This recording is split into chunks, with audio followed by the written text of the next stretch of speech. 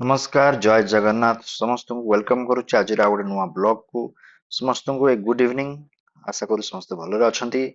आज देखंतु केउंझर रे आपन आउ गोटे ब्लॉग को स्वागत करुच्ची कुहुडी सहित कुहुडी रो मजा धीरे धीरे कमिलानी आपन देख परथु रास्ता टी क्लियर हेलानी एटा सकाळ 5:30 6टा रो दृश्य पाखापाखि 6टा रो ठीक अछि रास्ता क्लियर हेलानी खरा आसी गलानी देखा जाकू कोन होउची तापर आमे फार्म पहुंची आमे बोटल सा कैन को करू अनलोड एठी आज आपण मु देखेबी वीडियो रे हमर बाछुरी मान के धुआ होउची गाय मान को एमती ही धुआ जाए सेठी फास्ट कोन करा जाए मैट्स उडा को भलो कि सफा करा जाए पानी दे दिया जाए सेठी पानी पिउ थांती ताकू नेकी तार मैट्स को सफा करा जाए मैट्स सफा ही साला परे गोटे गोटे गाय को ब्रश मार के हम गधा जाए आपण माने मो यूट्यूब रो शॉर्ट्स रे भी देख परथबे गोटे गाय को गधा हितिया केंति ब्रश मारी की सेमिति ही फॉलो करा सब गाय सब आ बाछुरी मानक सहित देखिपे ସେମାନେ ପାଣି ବି ବହୁତ ମଜାରେ ପିଅନ୍ତି ତାଙ୍କୁ ଦିନକୁ 3 ଥର 4 ଥର ଆମେ ପାଣି ଦେବା ଚେଷ୍ଟା କରୁ ଯୋଉ ଅଟୋମେଟେଡ ବାଉଲ ବାଲା ୱାଟର ସିଷ୍ଟମ ଆମର ଲାଗିନି ସେଥିପାଇଁ ଆମର ଏଇ ତସଲାରେ ଦିଆଯାଏ ଗାଈ ମାନଙ୍କୁ ଟିକେ ବଡ ତସଲାରେ ଦିଆଯାଏ ଦେଖାଯାଉ ସେ ବି ଆକୁ ଟାଇମ ସହ ଆସିବ ପ୍ରଭୁ ଚାହିଁଲେ ଦେଖିପାରୁଥିବେ ମଜାରେ ସେମାନେ ପିଅନ୍ତି ତାଙ୍କୁ 3 ଥର 4 ଥର ଆମେ ଦେବା ପାଇଁ ଚେଷ୍ଟା କରୁ ଯେହେତୁ ଆପଣ ଜାଣିପାରୁଥିବେ ଲେବର ମିଳିବାଟା ଆଜିକାଲି ଗୋଟେ ବହୁତ ବଡ ସମସ୍ୟା ତ ଆମ ପାଖରେ ଲେବର ବି ବିଶେଷ ନାହାନ୍ତି ସେଥିପାଇଁ ଆମେ ଚେଷ୍ଟା କରୁ 3 ଥର 4 ଥର ଗୋଟେ ଦିନରେ ଆମେ ଗାଈ ମାନଙ୍କୁ ପାଣି ଦଉ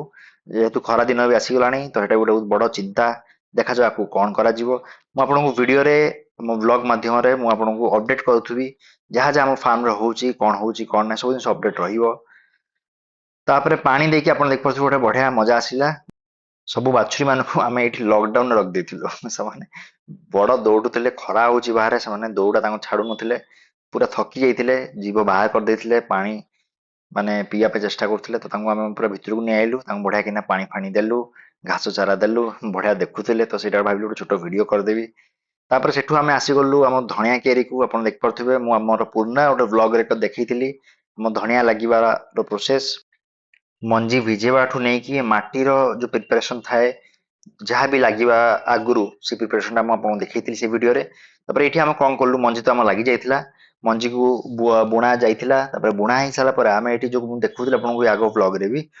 କୁଟାକୁ ଆମେ ସବୁ ବଢିଆ କିନା ତାକୁ ଆମେ ଢକେଇ ଦେଇଛୁ କୁଟା ମାଧ୍ୟମରେ ତାକୁ ପୁରା ଗରମ ବି ମିଳିବ ଅନ୍ଧାର ବି ମିଳିବ ଯୋଉ ଫଳରେ କି ସେ ଜର୍ମିନେସନ ବହୁତ ଭଲ ହବ ତାପରେ ଆମେ ସେଠି ପାଣି ବି ତା ଉପରେ ଆମେ ସ୍ପ୍ରେ କରୁଛୁ ତାକି ମାଟି ବି ଓଦା ରହିବ ଯେହେତୁ ଗରମ ଆସିଲାଣି କୁଟା ମାଟି ଦିଟା ଯାକ ଓଦା ରହିବାର ଅଛି ଆପଣ ଦେଖିପାରୁଥିବେ ଆମ ଭିତରର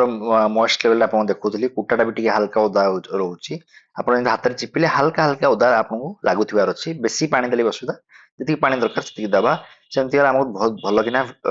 ରହିବ ଧଣିଆ ଟା ମୁଁ ଭାବୁଛି ଗରମ ଦିନରେ ବି ଭଲ ଜର୍ମିନେସନ ହେଇକି ଗୋଟେ ଭଲ ଆମକୁ ରିଟର୍ଣ୍ଣ ଦବ ତ ଆଜିର ବ୍ଲଗ ପାଇଁ ଏତିକି ଦେଖା ହବ ନେକ୍ସଟ ଭିଡିଓରେ ଜୟ ଜଗନ୍ନାଥ।